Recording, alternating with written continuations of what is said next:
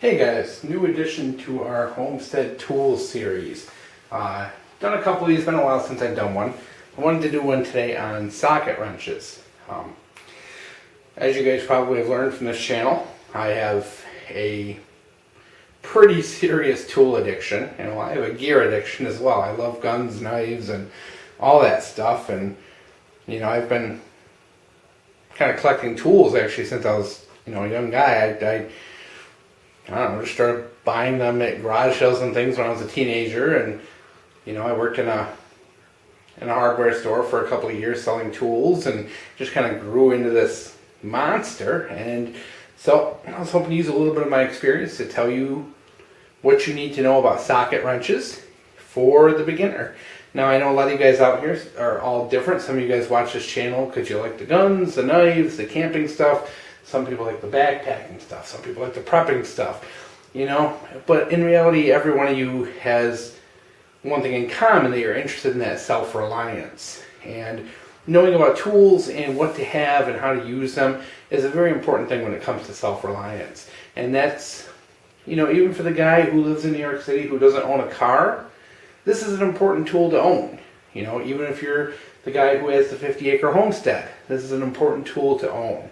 And nowadays we live in a society where tools are pretty much garbage, so I want to be able to help you find the great deals, get the good things, and know what you need. So, a socket wrench, from the beginning, is basically a ratcheting wrench that allows you to use sockets.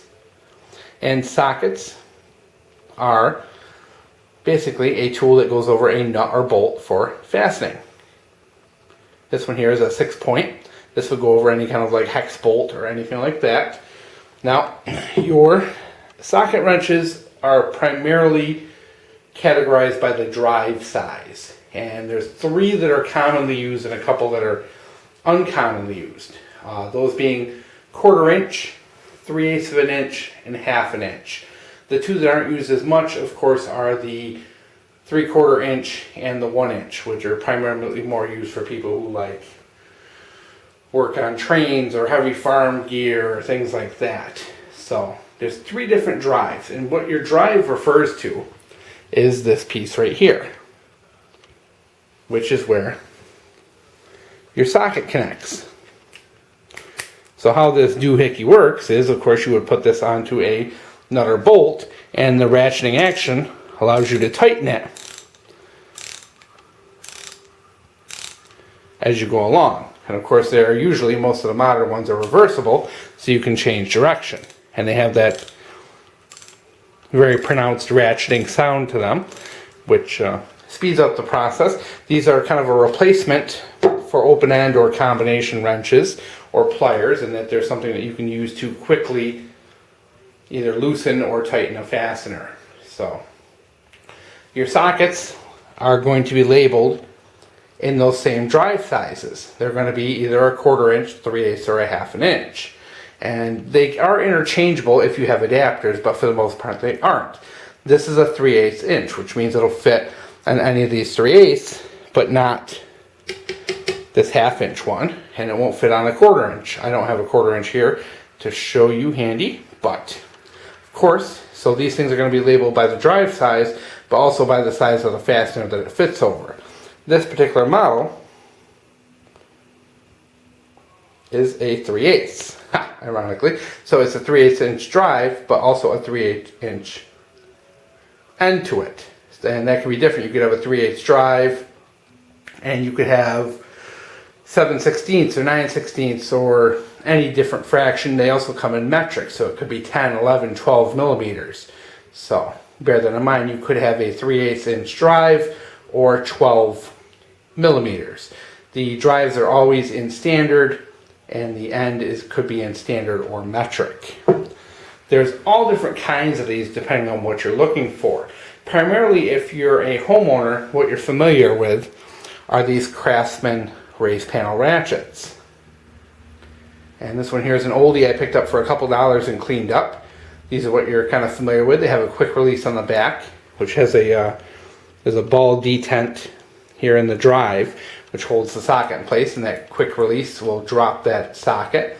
They're reversible, and these are what you're used to. They're not the highest quality, but almost every homeowner in America at some point or another has owned one of these Craftsmen. They're not great for heavy duty work, but they're inexpensive. They have a lifetime warranty, and people generally have a lot of fond memories of them.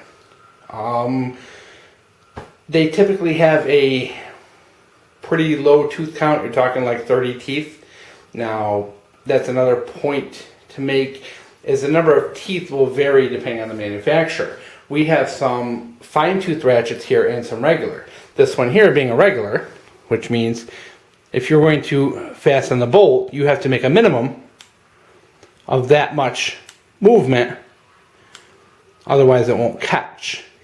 So you have to bypass one tooth. So 34 teeth, 360-degree circle, you're talking, like 9 degrees that you have to move this thing to get any fastening effect whatsoever. Versus you might have something like this Husky here, this old Husky USA, which is a fine tooth ratchet, which has 50 teeth. So with a ratchet like this, the arc that is required to tighten something is down to 5 degrees. So if you're in a really tight area, these fine tooth ratchets are great because you only actually need to move it 5 degrees to fasten the bolt. So that is good to know. A lot of people prefer fine tooth ratchets, but in reality, it's a trade-off. The finer the teeth on the ratchet, the less contact area between the ratchet and the device, the more likely that is for that gear to strip out. So for heavier duty work, of course, you want something with less teeth, but if you need that it's really cramped, you're going to want something with fine teeth. Of course, they come in other designs as well, like this flex head, which has a flexible head for getting into tight or strange angles. This one here does not have a quick release, and it's reversible as well. The reversing mechanism's a little different, but this is very cool. It's also fine teeth. You can hear it has a very pronounced action to it. This one here is a really old Proto. These are big, heavy duty. This is a Proto Professional. I typically see these anywhere from like $10 to $20 for the old used ones. These things are really nice. They're really, the teeth on these things are just ginormous. But these things are really just smooth ratchets. And you can hear it. It's not as pronounced. The action's not so pronounced on this, but really these things are really smooth. They're really heavy. And they're really easy to repair too. To fix and repair, to replace parts. Piece of cake. So really neat. You can pick these things up used, guys. I'm telling you, you pick up anything between like the 50s and the 80s, and you're generally going to have a good tool, provided that it's made in the USA. They generally was, I would say, kind of the golden era for mechanics tools. Before that, yeah, there's some good stuff that came out of the 40s and the 30s, but finding replacement parts for them and all that's kind of a little difficult. So I kind of focus on that 50s to the 80s range. Like I said, these are very easy to clean. This one here was absolutely filthy when I got it. Little brake cleaner, good as new. Looks like a new ratchet. Lube it up with grease or oil, and these things will, if you take care of them and use them correctly, they will last you a lifetime. And for a lot of them, depending on the manufacturer, some of them actually sell and offer kits so that you can rebuild them. These things are really easy to rebuild. Once you rebuild one, you can rebuild them all. They're really, I could do it now. I mean, back when I worked in a hardware store, I could do them in about 30 seconds. They're really not difficult. Your first one or two you might really struggle with, but once you get the hang of it, you can get it done really, really super quick. These things are an absolutely invaluable tool around the homestead. This is one of the primary tools you're going to use for automotive repairs, but it's not just automotive repairs. This is something you can use for your lawnmower, your bicycle. I use these things. I recently put together a swing set for my kid.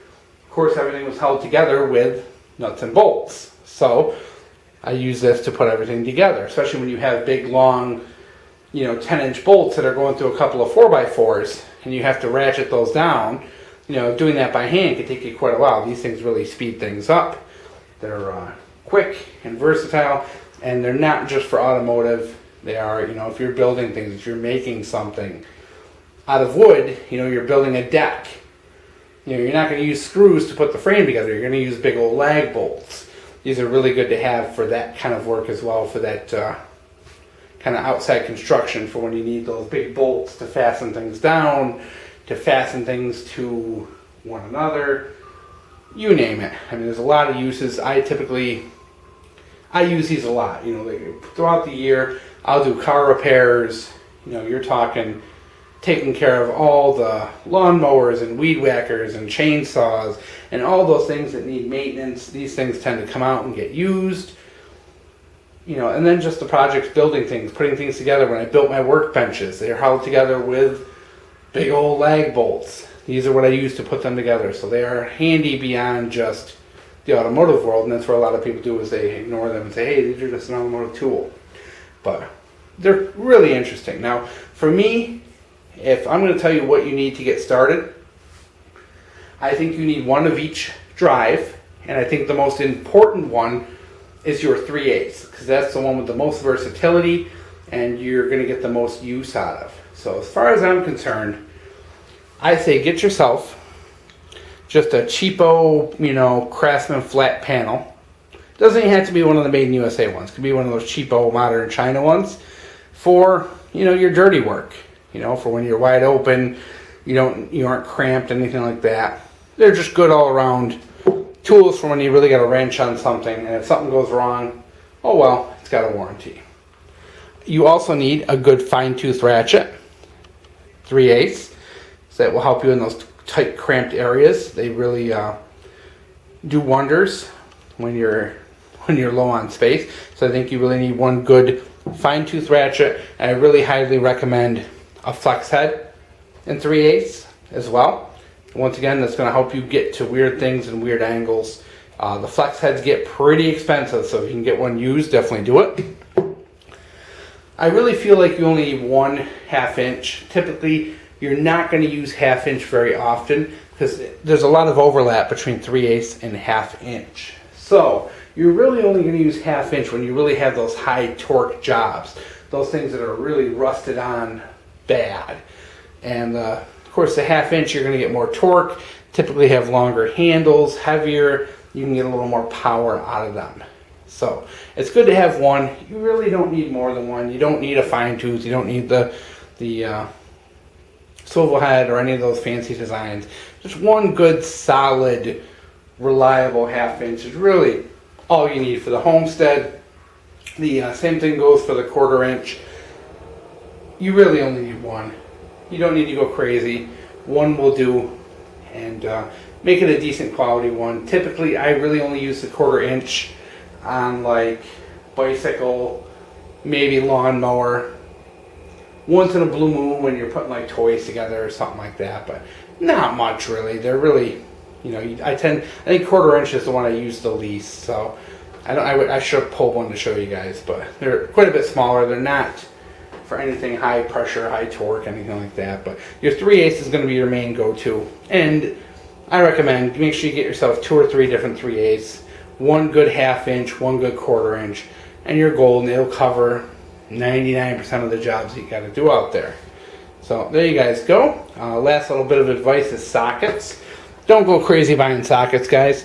It's very easy when you get into this to buy a set of 1/4 inch, a set of 3/8, and a set of 1/2 inch. And you get them home, you look at them, and you realize that you have like half of them are duplicates. Like I said, there's a lot of overlap between 1/4 inch and 3/8. There's a lot of overlap between 3/8 and 1/2 inch. So ideally, what I've always kind of found is the easiest thing to do is to buy yourself a really nice set of 3/8. Find out where your 3/8 ends, and then go buy the 1/2 inch sockets on the upper end of that, buy the 1/4 inch sockets on the lower end of that. So that way you have a good wide range of 3/8, and then those upper end 1/4 and 1/2 inch ones. Because otherwise, if you buy the big set of 3/8, like say if you buy 10 of each, you're probably going to have literally 30 sockets. 10 of them are going to be repeats. and you're kind of killing your money. So I think it's a little more cost efficient to buy the one big 3/8 sets than just buy those couple sockets here, a couple sockets on each end, and then just fill in as you go along. As you have a job, you need a socket, you pick it up. But to get started, a big 3/8 will do. You generally don't need to go crazy unless you're going to really be doing hard use. Cheapo sockets, you know, are okay. But like I said, it's all a matter of how hard you're going to use them. If you're a hard user, you're going to need good quality tools. That simple, you know. But whether you live in an apartment, whether you live in a house, homestead with 50 acres, these are great tools to have, to learn how to use, to understand, and to have, because, you know, that little bit of reliance goes a long way.